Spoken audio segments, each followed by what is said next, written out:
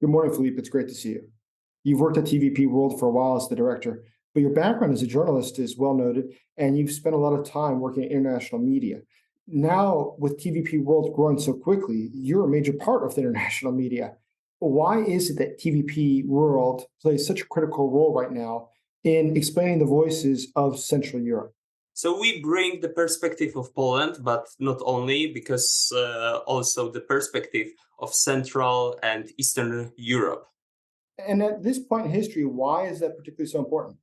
It's super important because for many, many years, all of the news in English language media sphere about Central and Eastern Europe were prepared by Western journalists. And now we made a platform where each of Central and Eastern European countries have a voice, their own voice, and they can speak for themselves. I mean, would you argue that because you are in Central Europe, you have a different, let's say, history or experience with the Russians than countries in the West do?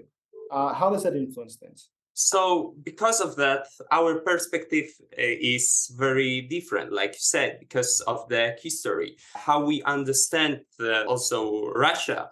And now it's super important, and I can say that we as Poles, but also we as Central and Eastern Europeans, understand much better Russians than other European countries.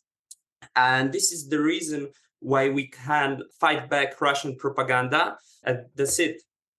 So when you talk about Russian propaganda, one of the things that's been going on for years is that Russia has tried to exploit differences in the history between the Ukrainians and the Poles, which has oftentimes had unpleasant moments. There's been moments of Ukrainian nationalists killing over 100,000 Poles in the Volyn massacre, as an example. But why has that not succeeded in dividing Ukrainians and Poles today? Right, they failed.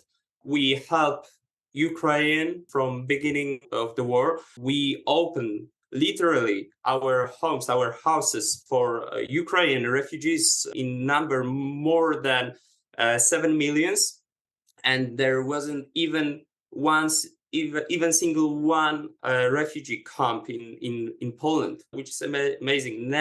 Never ever something like that happened in history before. So Poles opened, like I said before, opened their houses. This is where refugees find their shelter in the first months of war. Russia spends a lot of money spreading its propaganda around the world.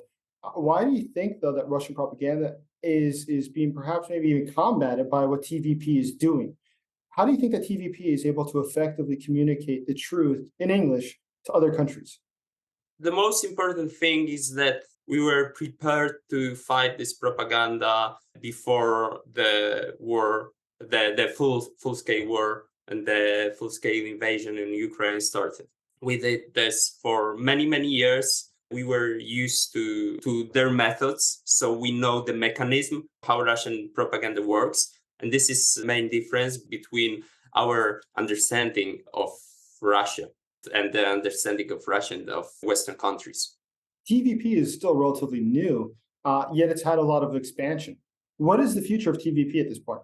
I think it's bright because already many journalists, not only from Central and Eastern Europe, but also from Great Britain and the US want to work with us. I think that our viewers find us really decent, fresh, and a good source of information about the region. Of course, now about war in Ukraine, where we have our own people on the ground, which is super important.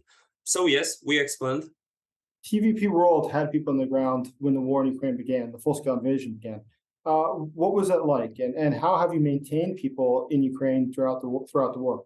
So yes, one of our correspondents, Tomasz Krzywaczewski, he was in Donbas when the Russians started bombing the Ukrainian positions. It was really unique materials from the first days of war. I really appreciate your time today, Philippe. Thank you, Jason. Thank you for hosting me.